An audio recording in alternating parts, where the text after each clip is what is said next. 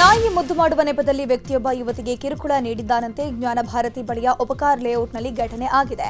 ರಾತ್ರಿ ವೇಳೆ ಯುವತಿಯೊಬ್ಬಳು ನಾಯಿಯನ್ನ ವಾಕಿಂಗ್ ಮಾಡಿಸ್ತಾ ಇದ್ರಂತೆ. ಈ ವೇಳೆ ಬಂದ ವ್ಯಕ್ತಿ ನಾಯಿಯನ್ನ ಮುದ್ದು ಮಾಡಬಹುದಾ ಅಂತ ಕೇಳಿದ್ದಾನೆ. ನಾಯಿಯನ್ನ ಮುದ್ದು ಮಾಡುವ ನೆಪದಲ್ಲಿ ಯುವತಿಯನ್ನ ಮುಟ್ಟಿ ಕಿರುಕುಳ ಕೊಟ್ಟಿದ್ದಾನೆ. ಈ ವೇಳೆ ಯುವತಿ ಕಿರುಚುತ್ತಾ ಇದ್ದಂತೆ ವ್ಯಕ್ತಿ ಎಸ್ಕೇಪ್ ಆಗಿದ್ದಾನೆ. ಜ್ಞಾನ ಭಾರತಿ ಠಾಣೆಯಲ್ಲಿ ಪ್ರಕರಣ ದಾಖಲಾಗಿದೆ. ಹೆಚ್ಚು ಮಾರ್ಕ್ಸ್ ಕೊಡ್ತೀನಿ ಬಾ ಅಂತ ಕರೆದು ಲೆಕ್ಚರರ್ ಕಿರುಕುಳ ನೀಡಿದ್ದಾರೆ ಅಂತ ವಿದ್ಯಾರ್ಥಿನಿಯೊಬ್ಬರು ಆರೋಪ ಮಾಡಿದ್ದಾರೆ. ಮೈಸೂರಿನ ಪ್ರತಿಷ್ಠಿತ ಕಾಲೇಜಿನ ವಿದ್ಯಾರ್ಥಿನಿ ಜಯಲಕ್ಷ್ಮೀಪುರಂ ಠಾಣೆಯಲ್ಲಿ ದೂರನ್ನ ದಾಖಲಿಸಿದ್ದಾಳೆ. ಉಪನ್ಯಾಸಕ ಭರತ್ ಭಾರ್ಗವ್ ಅನ್ನುವ ಪ್ರತಿನಿತ್ಯ ಕಿರುಕುಳ ಕೊಡ್ತಿದ್ದಾನಂತೆ. ಮಾರ್ಕ್ಸ್ ಜಾಸ್ತಿ ಕೊಡ್ತೀನಿ ಬಾ, ಹೊರಗಡೆ ಪಬ್ಬಿಗೆ ಹೋಗಿ ಮಜಾ ಮಾಡೋಣ ಅಂತೆಲ್ಲ ಯುವತಿಯನ್ನ ಪೀಡಿಸ್ತಿದ್ದಂತೆ. ಘಟನೆ ಸಂಬಂಧ ಜಯಲಕ್ಷ್ಮೀಪುರಂ ಠಾಣೆಯಲ್ಲಿ ಕೇಸ್ ದಾಖಲಾಗಿದೆ. ಮನೆ ಮಾಲೀಕನೇ ಅಪ್ರಾಪ್ತೆ ಮೇಲೆ ದಾಳಿ ಮಾಡಿರೋ ಘಟನೆ ನಡೆದಿದೆ. ಪಕ್ಕದ ಮನೆಯಲ್ಲಿ ಪೋಷಕರು ಮಗುವನ್ನ ಬಿಟ್ಟು ಹೋಗಿದ್ದಾಗ ಈ ಘಟನೆ ನಡೆದಿದೆ ಎನ್ನಲಾಗ್ತಾ ಇದೆ. ಅತ್ಯಾಚಾರಕ್ಕೆ ಮನೆ ಮಾಲೀಕನಿಗೆ ಸಾಥ್ ನೀಡಿದ್ದ ಮಹಿಳೆಯು ಈಗ ಪೊಲೀಸರ ಅತಿಥಿಯಾಗಿದ್ದಾಳೆ.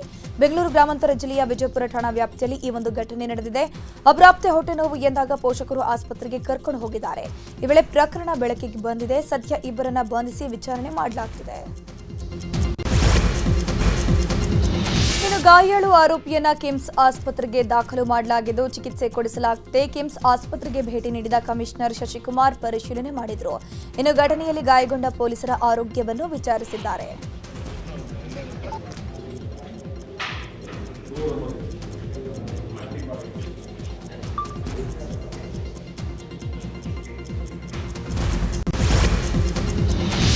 ಅನಧಿಕೃತವಾಗಿ ಕಬ್ಬಿನ ಗದ್ದೆ ಮಧ್ಯೆ ಬೆಳೆದ ಗಾಂಜಾ ಗಿಡಗಳನ್ನು ಅಬಕಾರಿ ಅಧಿಕಾರಿಗಳು ವಶಕ್ಕೆ ಪಡ್ಕೊಂಡಿದ್ದಾರೆ.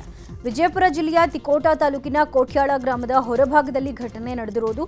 ಚಂದ್ರಶೇಖರ್ ಅನ್ನೋರು ತಮ್ಮ ಜಮೀನಿನಲ್ಲಿ ಗಾಂಜಾ ಗಿಡ ಬೆಳೆದಿದ್ರು. ಅಂದಾಜು 6 ಲಕ್ಷ ಮೌಲ್ಯದ 15 ಕೆಜಿ ಗಾಂಜಾ ವಶಕ್ಕೆ ಪಡೆಯಲಾಗಿದೆ. ನಕಲಿ ನಂದಿನಿ ತುಪ್ಪ ಮಾರಾಟ ಪ್ರಕರಣಕ್ಕೆ ಸಂಬಂಧಪಟ್ಟಂತೆ ಮತ್ತೋರ್ವನನ್ನ ಪೊಲೀಸರು ಬಂಧಿಸಿದ್ದಾರೆ. ಸದ್ಯ ಕಿಂಗ್ ಪಿನ್ ಬೆನ್ನತ್ತಿದ ಪೊಲೀಸರಿಗೆ ಕರಾಳ ಮುಖಗಳು ಬೆಳಕಿಗೆ ಬಂದಿದೆ. 2021ರಲ್ಲೇ ಬಂಧಿತನಾಗಿದ್ದ ಶಿವಕುಮಾರ್ ಜೈಲಿಂದ ಬಿಡುಗಡೆಯಾಗಿ ಆ ಬಳಿಕ ನಕಲಿ ತುಪ್ಪದ ಜಾಲ ನಡೆಸುತ್ತಿದ್ದ ಎನ್ನಲಾಗಿದೆ.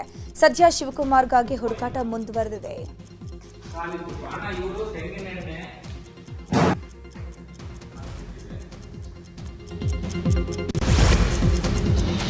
ಧರ್ಮಸ್ಥಳದ ಶವ ಹೂತಿಟ್ಟ ಪ್ರಕರಣಕ್ಕೆ ಸಂಬಂಧಪಟ್ಟಂತೆ ಸೌಜನ್ಯ ಪರ ಹೋರಾಟಗಾರ ಜಯಂತ್ ಎಸ್ಐಟಿ ಅಧಿಕಾರಿಗಳ ವಿರುದ್ಧ ದೂರನ್ನ ನೀಡಿದ್ದಾರೆ. ಬೆಳ್ತಂಗಡಿ ಪೊಲೀಸ್ ಠಾಣೆಯಲ್ಲಿ ಎಸ್ಐಟಿ ಅಧಿಕಾರಿಗಳಾದ Jitendra Dayam, SP Simon, DYSP RG Manjunath, inspector Manjunath Gowda, sub inspector Gunapal ವಿರುದ್ಧ ದೂರು ದಾಖಲಾಗಿದೆ. ಕಾನೂನು ಬಾಹಿರ ಕೃತ್ಯಗಳು, ಸರ್ಕಾರಿ ಆದೇಶ ಪಾಲನೆ ಮಾಡದೆ ಕರ್ತವ್ಯ ನಿರ್ಲಕ್ಷ್ಯ ಮಾಡಿರೋ ಬಗ್ಗೆ ದೂರಿನಲ್ಲಿ ಉಲ್ಲೇಖ ಮಾಡಲಾಗಿದೆ. ಹಣ ಡಬಲ್ ಮಾಡಿಕೊಡೋದಾಗಿ ಕ್ರಿಮಿನಲ್ ಜೋಡಿ ಕೋಟ್ಯಾಂತರ ರೂಪಾಯಿ ವಂಚನೆ ಮಾಡಿದೆ. ದಾವಣಗೆರೆ ಜಿಲ್ಲೆಯ ಜಗಳೂರಲ್ಲಿ 10ಕ್ಕೂ ಹೆಚ್ಚು ಜನರಿಗೆ ವಂಚನೆ ಮಾಡಲಾಗಿದೆ.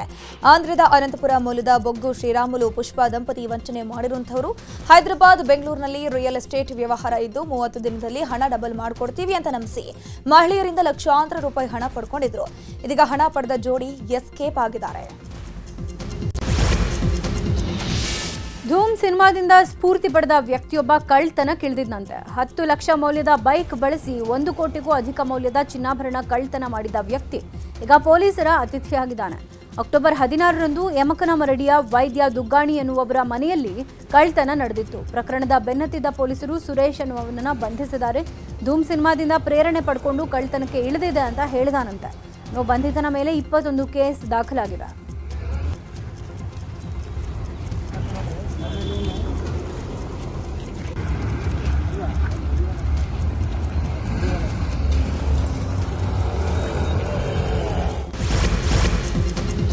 ಉತ್ತರ ಪ್ರದೇಶದ ಸೋನ್ಭದ್ರಾದಲ್ಲಿ ಕಲ್ಲಿನ ಗಣಿ ಕುಸಿದು ಬಿದ್ದಿದೆ. ಸುಮಾರು 15 ಜನರು ಸಿಕ್ಕಾಕೊಂಡಿದ್ದಾರೆ ಎನ್ನಲಾಗ್ತಾ ಇದೆ. ಸುದ್ದಿ ತಿಳಿದು ಘಟನಾ ಸ್ಥಳಕ್ಕೆ ದೌಡಾಯಿಸಿದ ಎನ್ಡಿಆರ್ಎಫ್, ಎಸ್ಡಿಆರ್ಎಫ್ ತಂಡ ಕಾರ್ಯಾಚರಣೆ ಮಾಡ್ತಾ ಇರುವಂತದ್ದು. ದುರಂತದಲ್ಲಿ ಓರ್ವ ಸಾವನ್ನಪ್ಪಿದ್ದಾನೆ ಎನ್ನಲಾಗಿದೆ.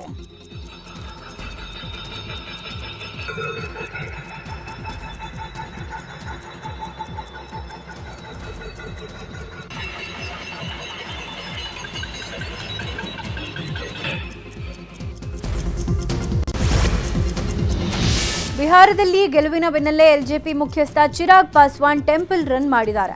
ಬಾಬಾ ಯೋಗೇಶ್ವರನಾಥ ದೇಗುಲಕ್ಕೆ ಭೇಟಿ ನೀಡಿದ ಅವರು ವಿಶೇಷ ಪೂಜೆ ಸಲ್ಲಿಸಿದ್ದಾರೆ. 29 ಕ್ಷೇತ್ರದಲ್ಲಿ ಸ್ಪರ್ಧಿಸಿದ್ದ ಎಲ್ಜೆಪಿ 19 ಸ್ಥಾನದಲ್ಲಿ ಗೆಲುವು ಸಾಧಿಸಿತ್ತು.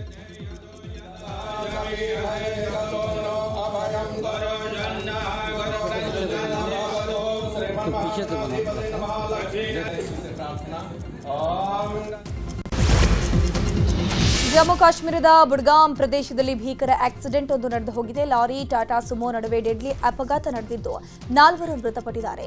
ಹಲವರು ಗಂಭೀರವಾಗಿ ಗಾಯಗೊಂಡಿದ್ದು ಗಾಯಾಳುಗಳನ್ನು ಆಸ್ಪತ್ರೆಗೆ ದಾಖಲಿಸಲಾಗಿದೆ. ಅಪಘಾತದ ಭೀಕರತೆ 2 ವಾಹನಗಳು ಸಂಪೂರ್ಣವಾಗಿ ಜಖಂಗೊಂಡಿದೆ.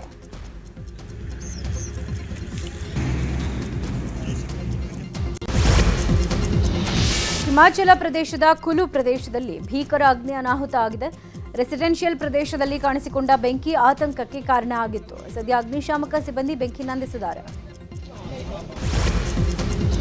ಹರಿಯಾಣದ ಯಮುನಾ ನಗರದಲ್ಲಿ ಕೆಮಿಕಲ್ ಫ್ಯಾಕ್ಟರಿ ಧಗಧಗಿಸಿ ಹೊತ್ತಿ ಉರಿದಿದೆ. ಕೂಡಲೇ ಅಗ್ನಿಶಾಮಕ ಸಿಬ್ಬಂದಿ ಸ್ಥಳಕ್ಕೆ ದೌಡಾಯಿಸಿದ್ದು ಬೆಂಕಿ ನಂದಿಸೋಕೆ ಹರಸಾಹಸ ಪಟ್ಟಿದ್ದಾರೆ.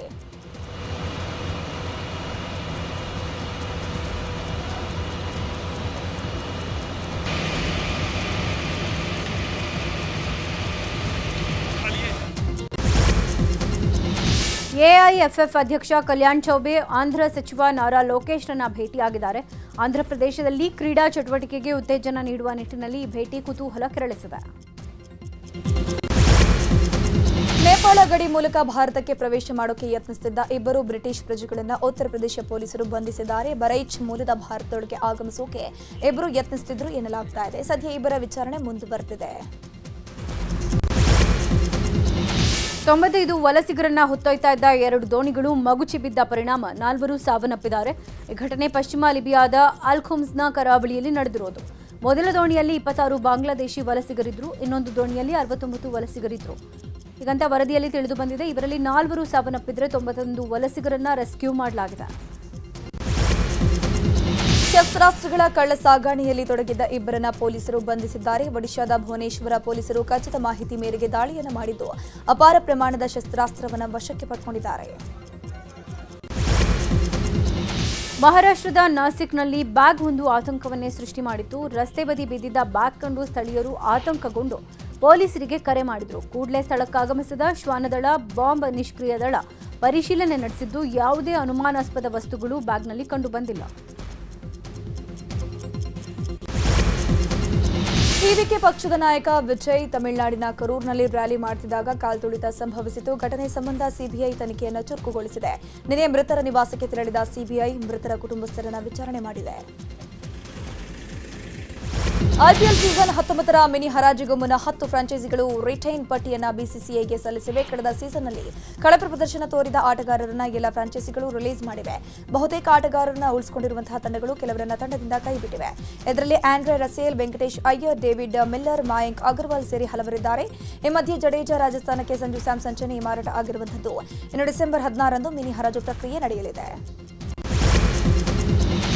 ಕೋಲ್ಕತಾದ ಈಡನ್ ಗಾರ್ಡನ್ನಲ್ಲಿ ನಡೀತಾ ಇರುವ ಭಾರತ ಮತ್ತು ಸೌತ್ ಆಫ್ರಿಕಾ ನಡುವಿನ ಮೊದಲ ಟೆಸ್ಟ್ ಪಂದ್ಯ ಇವತ್ತೇ ಅಂತ್ಯಗೊಳ್ಳುವ ಸಾಧ್ಯತೆ ಇದೆ.